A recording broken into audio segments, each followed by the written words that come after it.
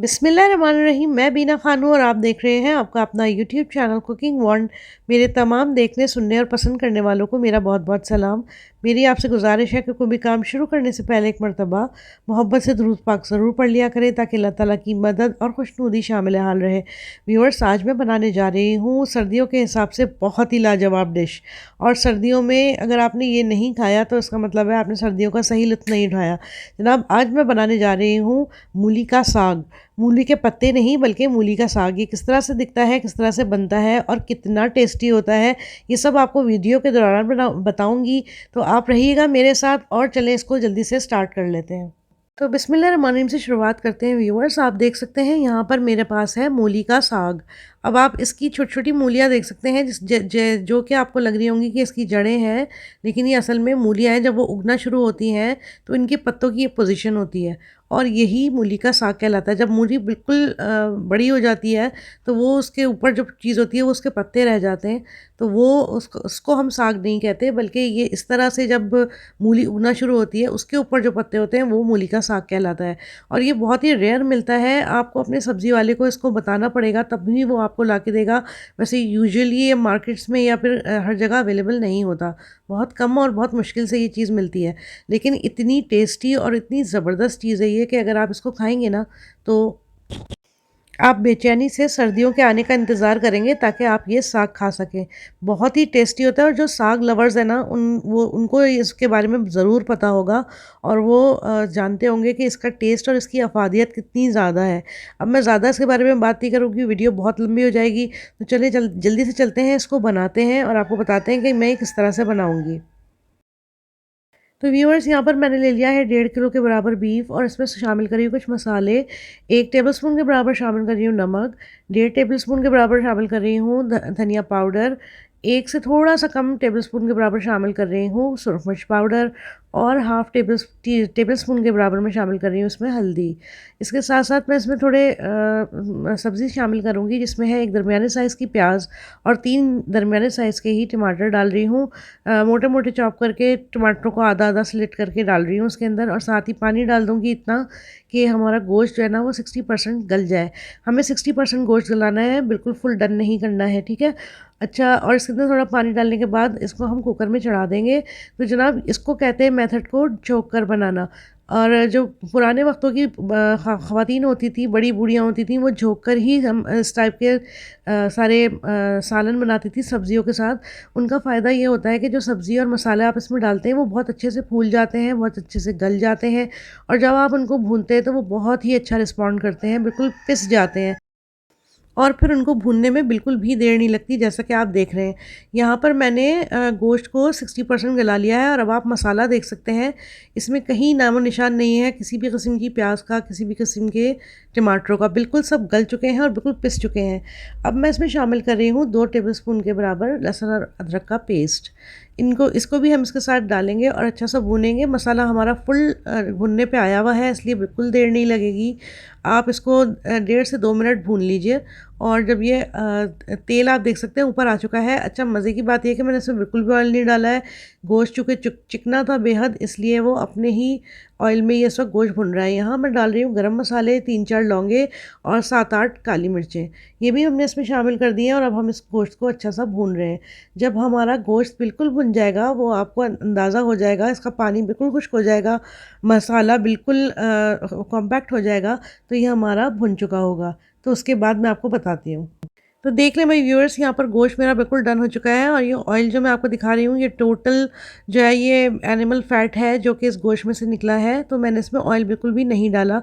तो ये एक बेनिफिट हो गया कि हम इसमें ऑयल शामिल अभी नहीं कर रहे हैं। अब बारी आ गई कि हम साग को इसमें किस तरह शामिल करेंगे। देखिए, यहाँ पर मेरे पास साग था जिसको मैंने धो धुला के बहुत अच्छा सा साफ़ करके इसको मैंने फ्रीज़ कर दिया था, ठीक है। इसका ये भी एक बहुत अच्छा बेनिफिट है कि आप कोई सा भी साग हो, पालक हो, सरसों हो या और भी कोई सा साग हो, आप उसको धो के बिल्कुल अच्छा सा और इसको अगर फ्रीज़ कर देंगे ना तो वो बहुत ही सही रहेगा, यानी ख़राब नहीं होगा। और जब भी आपको निकालना हो तो आप इसी तरीके से इसको निकालिए और एक अपने बड़े से पतीले में इसको शामिल कर दीजिए और उसमें थोड़ा सा पानी डाल दीजिए और उसको ढक दीजिए। साग एकदम से बुझ जाएगा और वो आपके लिए बिल्कुल रेडी होगा पकाने के लिए। बिल्कुल भी इसके अंदर सॉगीनेस नहीं होगी साग के अंदर, बिल्कुल फ्रेश होगा और क्रिस्पी ही रहेगा। ये बहुत ही उम्दा एक टोटका है, इसको ज़रूर इस्तेमाल करिएगा। अच्छा, यहाँ पर मैंने डायरेक्ट फ्रीज़र से साग को निकाल कर और पतीली में ट्रांसफ़र कर दिया है, और उसके बाद अब मैं इसको थोड़ा सा पानी मैंने डाल दिया आधा कप के बराबर, और मैं अब इसको फुल चूल्हे के ऊपर रख रही हूँ। और उसके बाद इसको हम पकाएंगे इस हद तक कि हमारा साग बिल्कुल बुझ जाए, ताकि ये अच्छा सा हमारे गोश्त के अंदर शामिल हो सके। तो मैं आपको दिखाती हूँ। अच्छा, तो वही व्यूअर्स, अब वक्त आ गया है कि मैं अब जो हमने मसाला तैयार किया था गोश्त के साथ, उसके अंदर हम शामिल कर देंगे अपना साग। साग हमारा बिल्कुल बुझ गया था, और जैसा कि मैंने आपको बताया था कि हमने इसको तकरीबन 8 से 10 मिनट के लिए रखा था। ये बिल्कुल अपने मकदार से हाफ़ हो चुका है और गला नहीं है, लेकिन ये बुझ गया है। अब इस साग को हम अपने गोश्त के अंदर शामिल कर रहे हैं, ताकि अब ये गोश्त के साथ पक सके, ताकि गोश्त की सारे ज़ायक़े और साग के सारे ज़ायक़े एक दूसरे के अंदर बिल्कुल यकजान हो जाए।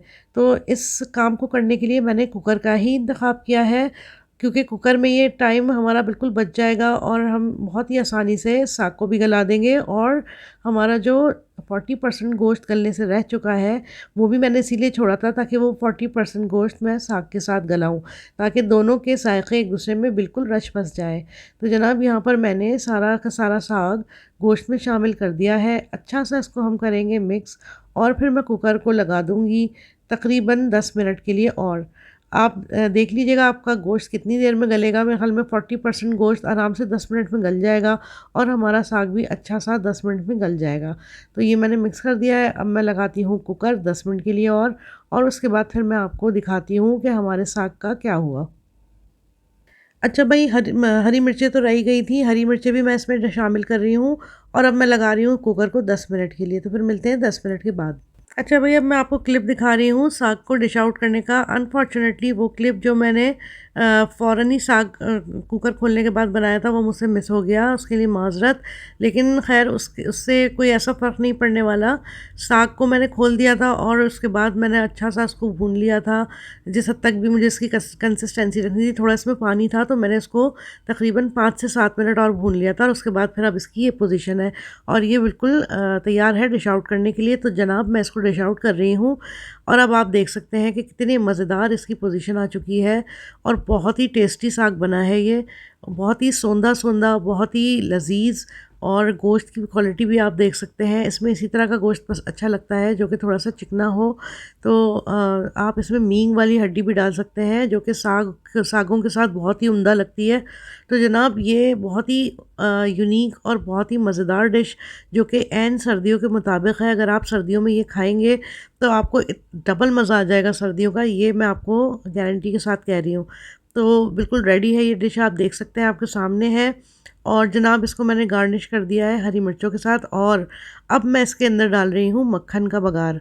मक्खन का बघार और ऑप्शनल है, इससे और सूंधापन और टेस्ट बढ़ जाएगा इस साग का, लेकिन अगर आप नहीं डालना चाहते तो ना डालिएगा। बघार में साथ ही मैंने लाल वाली जो साबुत मिर्च होती है, उसका बघार भी मैंने इसमें डाल दिया था। इसकी भी बहुत अच्छी खुशबू साग के साथ शामिल होके बहुत मज़ा देती है। तो जनाब, ये थी मेरी छोटी सी काविश, उम्मीद है आपको बेहद पसंद आई होगी। अगर आपको मेरी वीडियोस पसंद आ रही हैं तो काइंडली कीजिए मेरे चैनल को लाइक और सब्सक्राइब, और मेरी नई आने वाली वीडियोस की नोटिफिकेशन के लिए बेल आइकन प्रेस कर दें, और मेरे वीडियोस को शेयर कीजिए, और जनाब लाइक कीजिए। ये सब कुछ बिल्कुल फ्री है, आपका कुछ भी कोई पैसा नहीं लगना, सिर्फ छोटी सी एक उंगली की एफ़र्ट चाहिए, और दिल बढ़ जाएगा मेरा, यकीन कीजिए। और अगर आपको मेरी रेसिपी पसंद आ रही है तो मेरे चैनल को इसी तरह से देखते रहिए। अपना और अपने इस चैनल का बहुत ख्याल रखें, और मुझे दुआओं में याद रखें। अल्लाह हाफ़िज़।